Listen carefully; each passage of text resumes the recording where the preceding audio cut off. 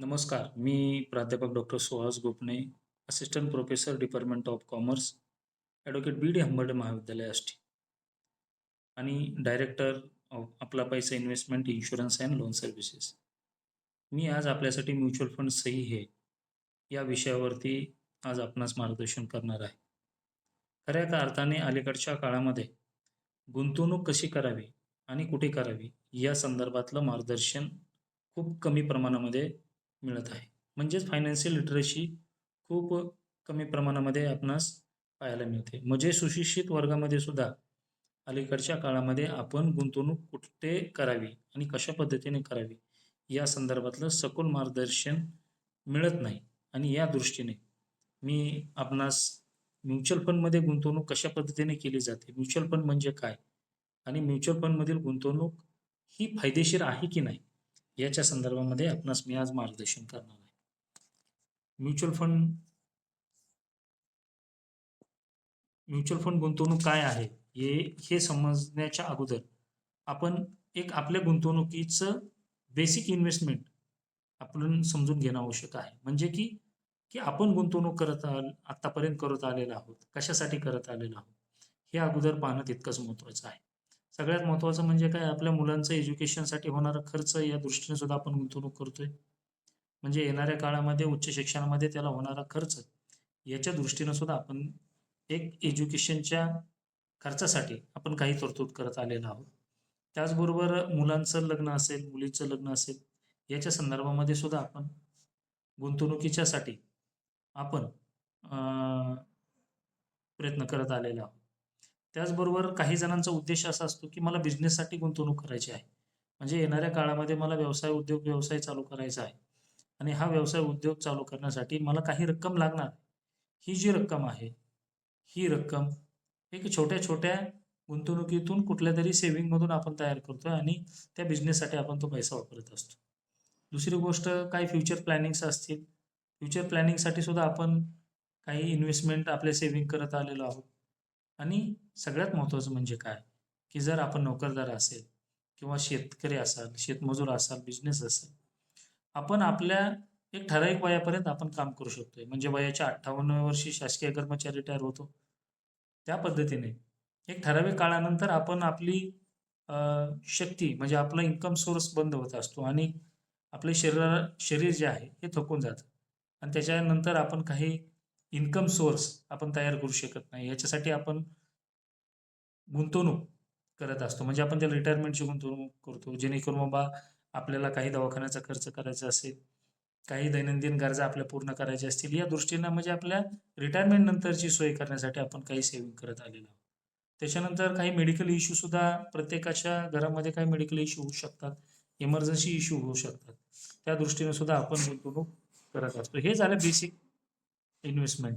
आता खऱ्या अर्थाने आत्तापर्यंतच्या दिवसामध्ये आपण जे गुंतवणूक करत आलेलो आहोत, ही जी गुंतवणूक आहे, अ, आपण पूर्वीप्रमाणे म्हणजे पारंपरिक पद्धतीने जी गुंतवणूक केलेली आहे, ती आहे गोल्डची. म्हणजे सर्वांचा आवडीचा विषय जो आहे, हा गोल्ड आहे.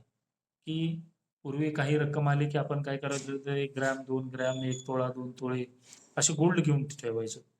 त्याच्यानंतर रिअल इस्टेटमध्ये गुंतवणूक करू लागलो आपण. रिअल इस्टेट म्हणजे काय? की काही प्लॉट घेऊ लागलो, फ्लॅट घेऊ लागलो.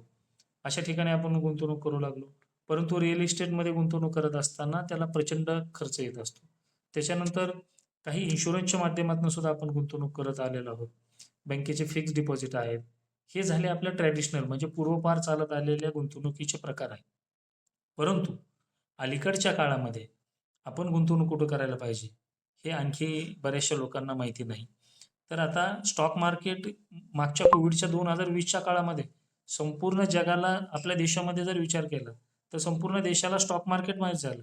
कारण की दररोज न्यूज चालायच्या, की मार्केट एवढ्या-एवढ्या अंकाने मार्केट पडलेलं आहे. एवढे-एवढे कोटीची लोकांचे नुकसान झालेलं आहे. म्हणजे अमुक-अमुक प्रकारच्या बातम्या यायच्या. परंतु अलीकडच्या काळामध्ये म्युच्युअल फंडची एक गुंतवणूक आहे. नंतर वेगवेगळ्या कंपन्यांच्या शेअर्समध्ये म्हणजे स्टॉकमध्ये आपण गुंतवणूक करतोय. त्याच्यानंतर वेगवेगळ्या कंपन्याचे किंवा गव्हर्नमेंटचे बॉन्ड्स असतील, याच्यामध्ये आपण करतोय. हे नवीन 3 जे आयटम्स आहेत, म्युच्युअल फंड, स्टॉक आणि बॉन्ड्स, हे ट्रेडिशनलमधून पुढे काहीतरी ॲडव्हान्स पद्धतीनं गुंतवणुकीच्या दृष्टीने आपण गुंतवणुकीचे प्रकार आहे. दुसरी गोष्ट जे स्टॉक मार्केट आहे, की स्टॉक मार्केट असं आहे की ज्याच्यामध्ये कंपन्यांच्या शेअर्सची, म्हणजे त्याला आपण मराठीमध्ये भाग असं म्हणतो. कंपन्यांच्या शेअरची खरेदी विक्री होते. त्याला आपण भाग बाजार म्हणतो. त्याला आपण स्टॉक मार्केट म्हणतो. त्यालाच आपण शेअर मार्केट असं म्हणतो. देशामध्ये 2 शेअर स्टॉक मार्केट आहेत. म्हणजे स्टॉक मार्केटमध्ये शेअरची खरेदी विक्री होते.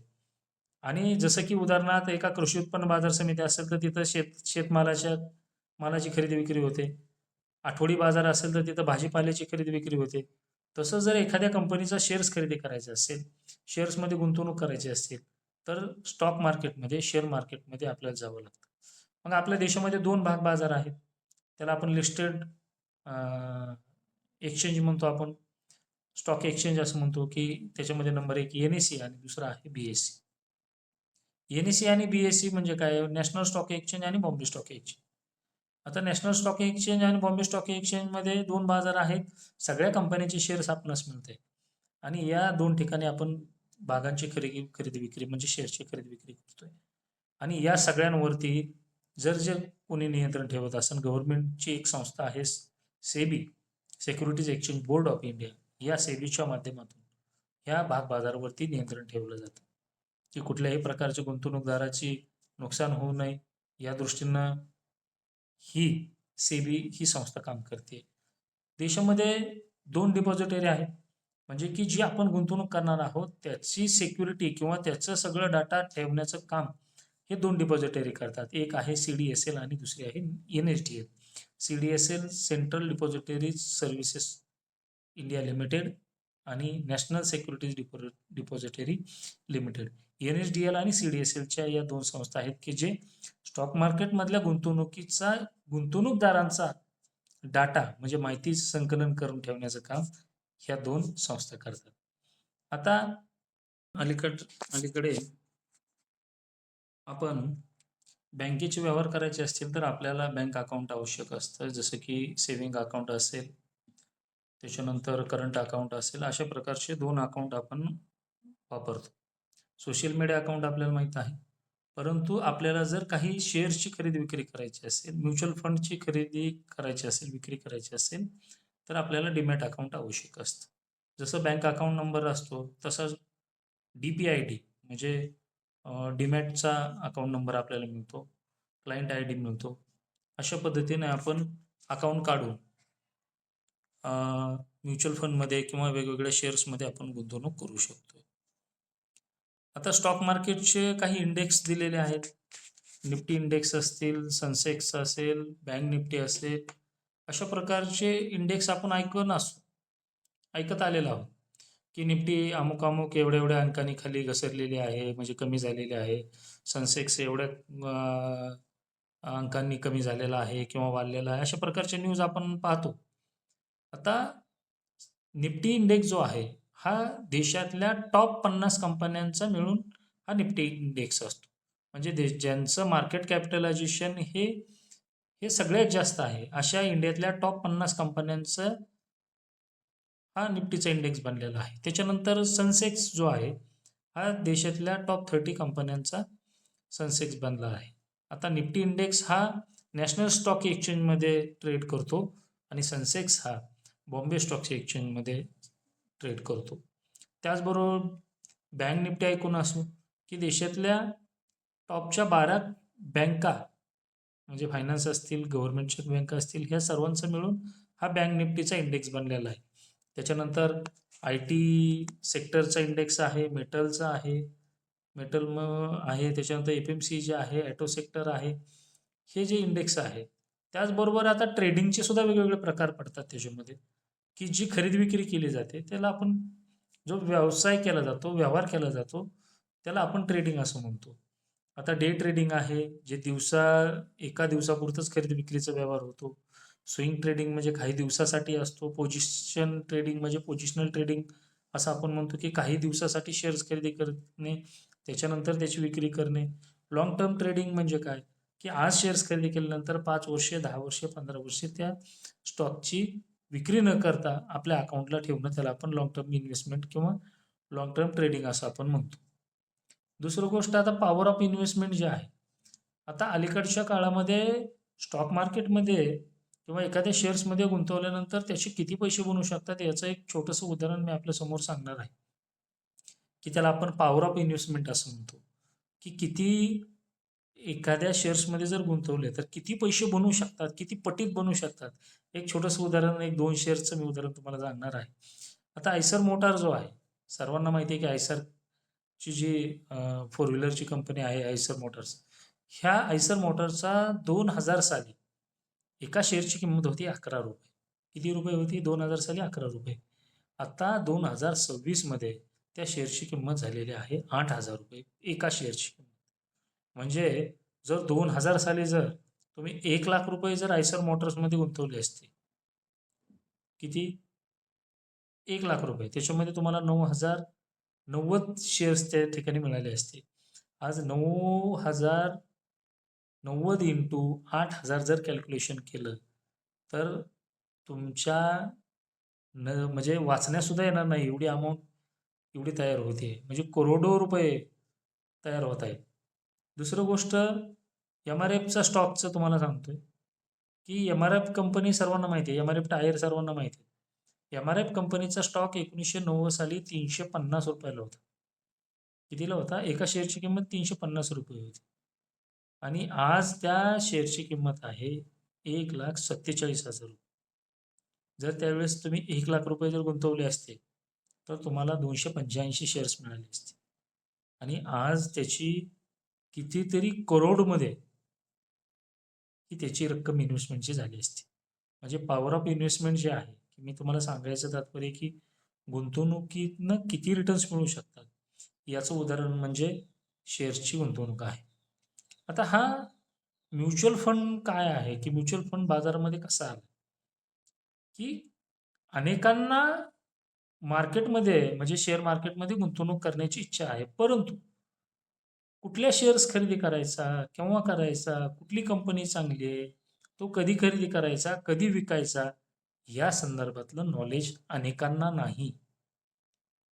आणि मार्केटमध्ये योग्य पद्धतीने पैसा यावा, आपल्या देशाचा पैसा शेअर मार्केटमध्ये येऊन वेगवेगळ्या कंपन्यांना त्याचा युटिलायझेशन करून देशाची अर्थव्यवस्था मजबूत व्हावी, या दृष्टीने गव्हर्नमेंटनं विचार केला. आणि सर्वसामान्य लोकांना, सर्वसामान्य गुंतवणूकदारांना, शेतकरी शेतमजुरांना सुद्धा गुंतवणूक या शेअर बाजारामध्ये करता यावी, या दृष्टीने म्युच्युअल फंड नावाचा प्रोडक्ट बाजारामध्ये आला. आता म्युच्युअल म्हणजे काय? त्याला आपण कॉमन म्हणतो. म्हणजे म्युच्युअल म्हणजे कॉमन फंड. ह्या म्युच्युअल फंडच्या माध्यमातून आपण काय करतोय, की बाजारामध्ये गुंतवणूक करतोय. आता ही जी गुंतवणूक आहे, कमीत कमी ₹100 आपण गुंतवणूक म्युच्युअल फंडमध्ये करू शकतो. आता ही जी गुंतवणूक केलेली आहे, जसं की तुम्ही ऐकून असाल की HDFCचा म्युच्युअल फंड, SBIचा म्युच्युअल फंड, ॲक्सिस बँकेचा आहे, मिराय ॲसेट आहे, कॅनरा रोबेको आहे, पराग पारेख आहे, टाटाचा आहे. म्हणजे असे म्युच्युअल फंडमध्ये आपण ते गुंतवणूक करू शकतो. आणि ही ₹100 पासूनची गुंतवणूक आपण हजारांमध्ये, लाखांमध्ये सुद्धा करू शकतो.